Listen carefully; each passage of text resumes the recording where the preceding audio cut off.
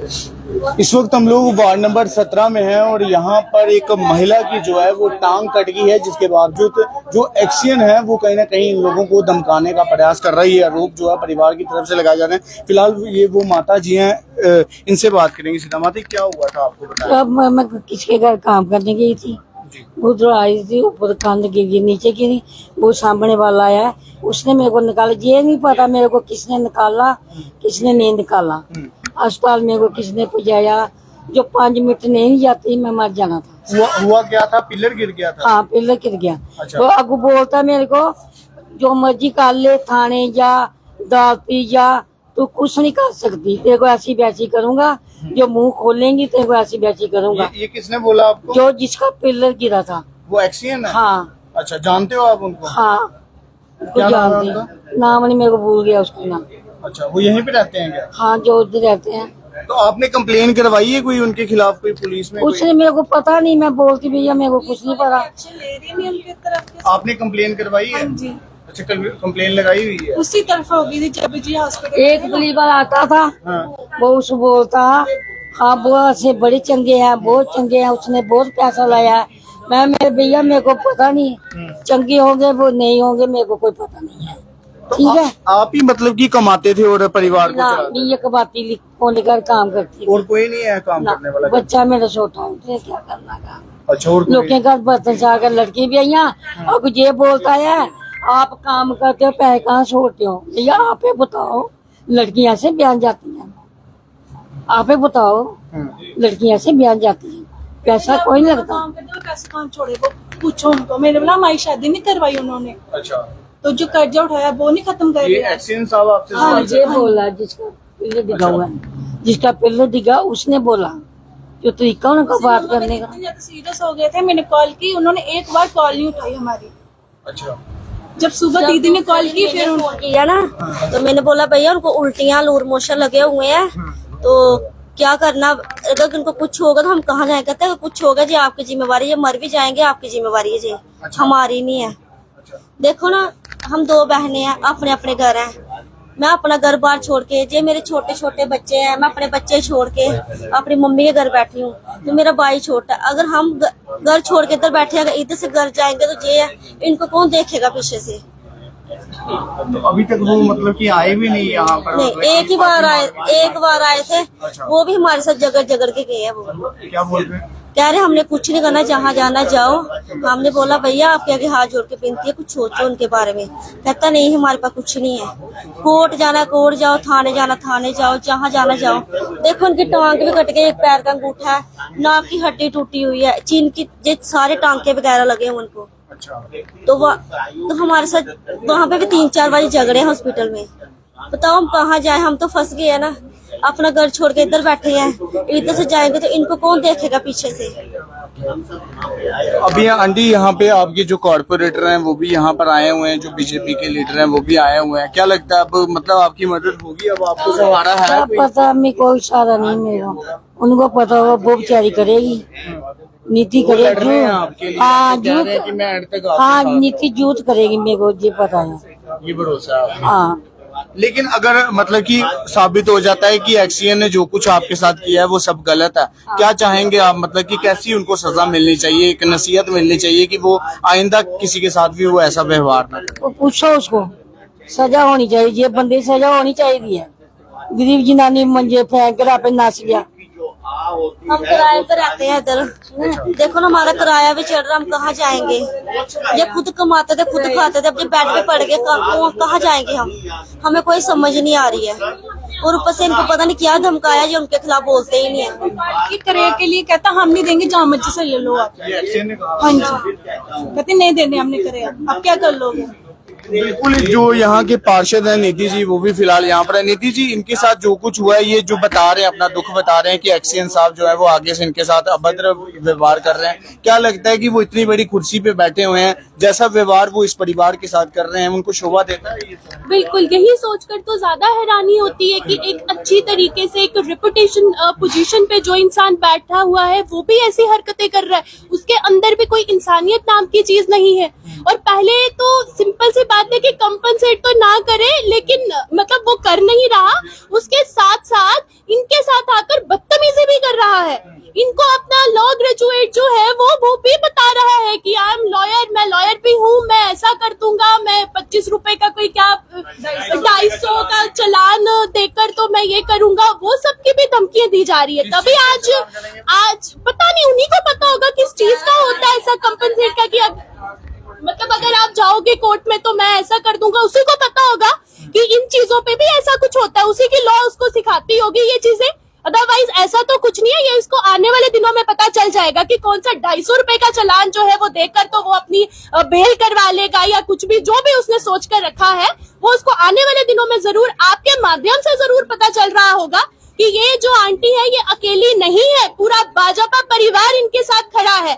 आज हमारे यहाँ पर हमारे सीनियर लीडर युद्धवीर सेठी जी है, कल अगर जरूरत पड़ी युद्धवीर सेठी जी के साथ और सारे लीडर यहाँ पे खड़े होंगे इस आंटी के साथ, और वो ये इनको अकेला ना समझे, और ये बहुत गरीब है, इनकी मदद होनी चाहिए, और यहाँ आकर माफी भी मांगे सबके सामने जो हैरास किया है। जैसे आप बता रहे हैं कि वो इनको धमका रहे हैं, कहीं ऐसा तो नहीं कि वो सोच रहे हो कि अकेली महिला रहती है? बिल्कुल बिल्कुल जी बिल्कुल, वही तो बात है कि उन्होंने जब देखा घर भी ये किराए पर रह रही है, यहाँ पे अपना मकान भी नहीं है, किसको ही सुनाएंगे, क्या ही करेंगे। पर गरीब के साथ हर कोई खड़ा है, हमारी पूरा भाजपा परिवार खड़ा है, बस एक आवाज लगाने की देरी है।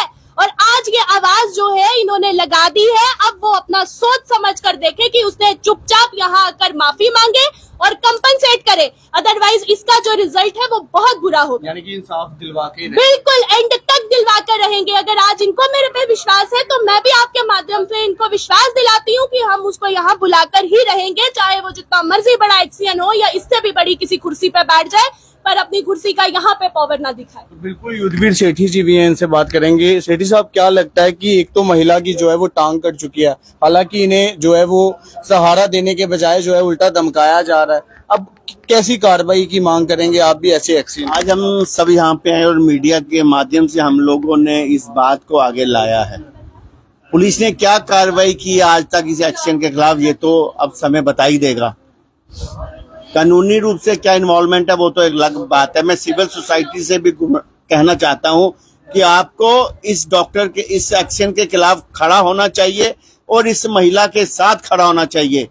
हमें इस परिवार को, जो ये महिला है ये घर में काम करने वाली है, ये घर में काम करने वाली एक महिला है, और इस महिला को जिस प्रकार से प्रताड़ित किया और इसकी टांग काट दी, पूरा परिवार भूखा मरेगा। शर्म आनी चाहिए ऐसे एक्शन को। हेलो हाँ जी, आप ये एक्सीएन बोल रहे हैं पीडीडी डिपार्टमेंट से?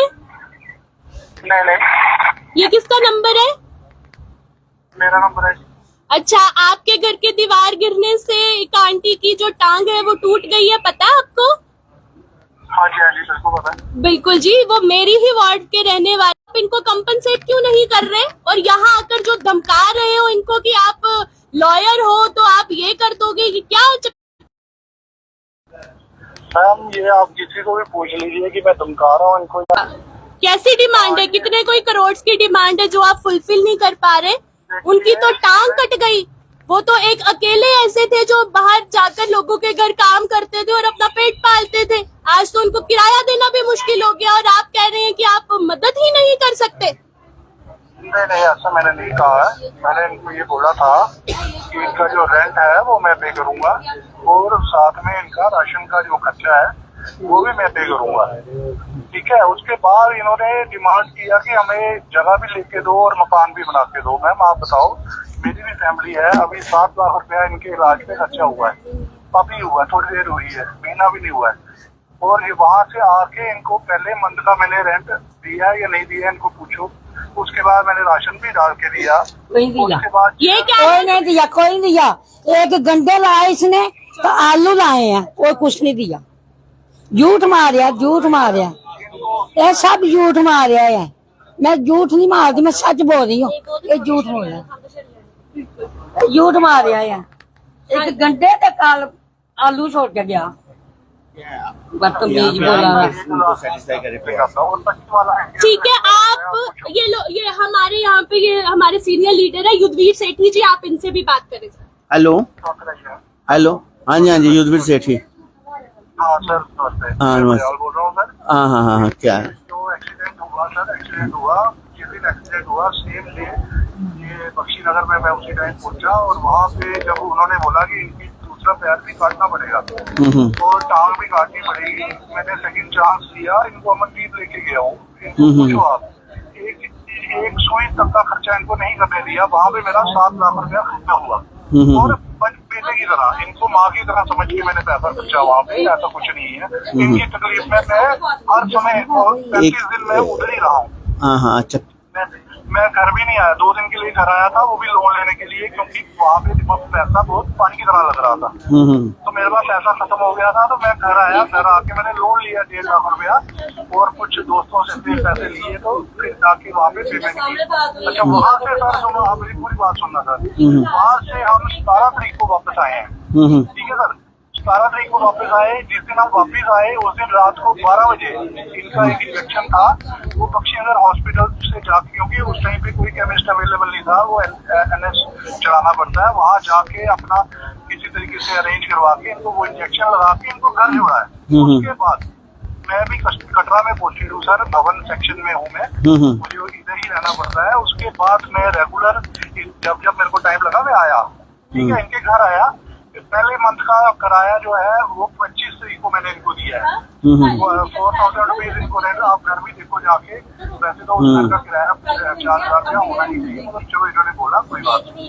उसके बाद 2500 रुपये का सर राशन लाया, उनके घर में मैंने राशन कोई आलू आंदे थे एक्सी साहब गल सुनो, मेरी गल सुनो। अब एक बार मेरी बात सुनो सर, मैं आपकी पूरी बात सुनूंगा। हाँ। उसके बाद जो इनकी पट्टियां होती है सर, ड्रेसिंग वाला बंदा, हाँ। वो रेगुलर इनके घर आता है, उसको पेमेंट मैं करता हूँ और वो तब से चल रही है। उसके बाद सुनो, उसके बाद अब इनका जो के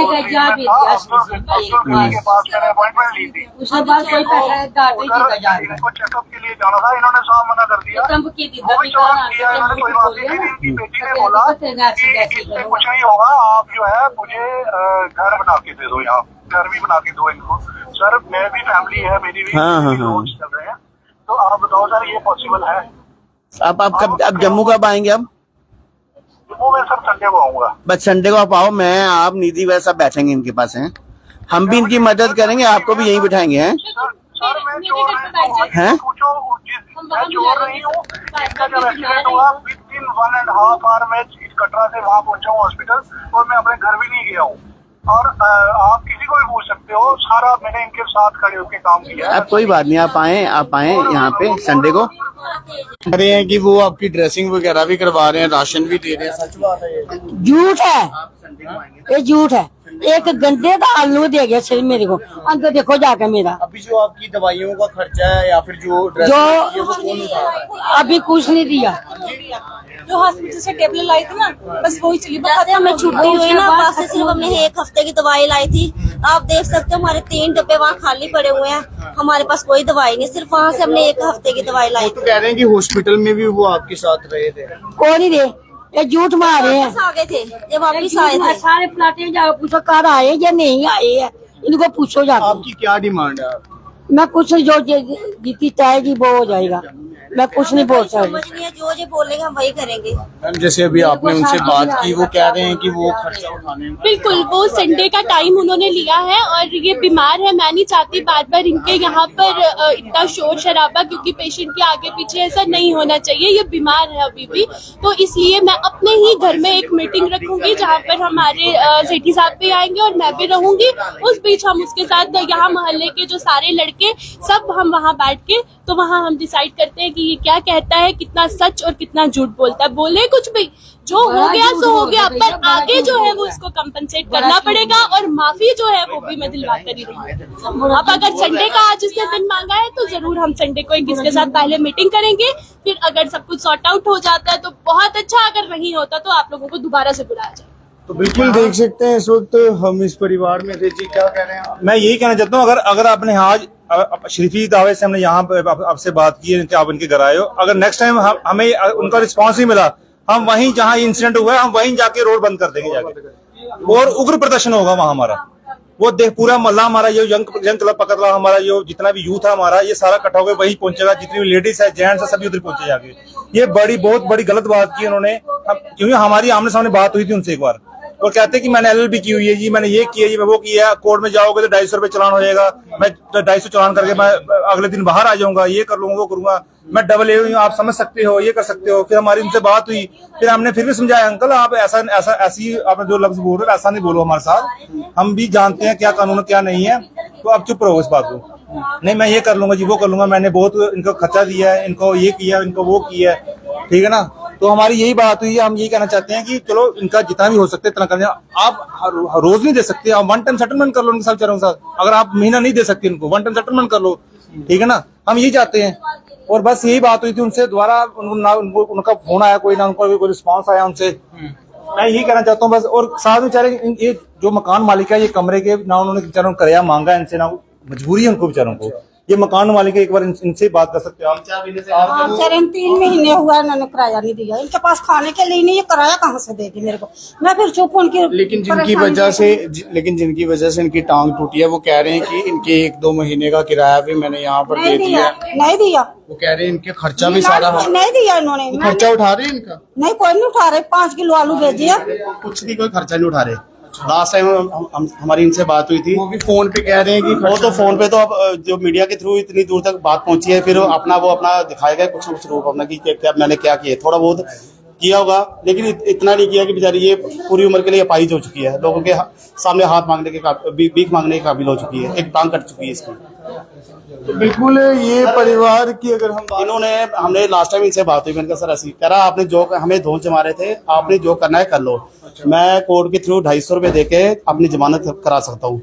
एक टांग की कीमत सिर्फ इन्होंने 250 रुपए डाली है, एक टांग की कीमत 250 रुपए, खुद मुंह से कहा, हमारे सामने कहा, इनके सामने बिल्कुल। साथ में जब हमसे बात कर रहे हैं, रिकॉर्डिंग कर रहे हैं फोन की, वे क्या लफ्ज बोलते हैं हमसे क्या बोलते हैं। अभी शुक्र करो कि हमें जिस हिसाब का गुस्सा है उनपे जो उन्होंने ये कारनामा किया है, क्योंकि देखो हमारे यंग ब्लड है, हमें गुस्सा तो आएगा इस बात के लिए, जिस हिसाब से हमारा गुस्सा था उनके ऊपर। हमने देखा रिकॉर्डिंग करे, हम थोड़ा शांत हो गए थे, चलो ठीक है रिकॉर्डिंग कर रहे हैं, अपने आप प्रूफ रख रहे हैं, ये कर रहे हैं वो कर रहे हैं, चलो हम बोले नहीं, कुछ नहीं, थोड़ा हमें उत्साह रहे थे बात करने के लिए, वे क्या बोलते हैं आगे से। मैं रिकॉर्डिंग कर रहा हूँ, रिकॉर्डिंग से सब कुछ वैसा हो जाएगा।